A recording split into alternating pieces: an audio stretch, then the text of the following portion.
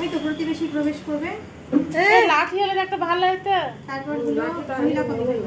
হ্যাঁ আর লাঠি হলে একটু শ্বশুর দিদি এই চশমাটার সঙ্গে এই চেনটা ঠিক করে দাও, কিভাবে কি করা যায় মুখটা খুলে। বিশাল আইটেম, শ্রীময়ী তো বিশাল আইটেম। তুমি বুঝো তাহলে তুমি বলবে। এই যে শাশুড়ি, শ্বশুর মশাই,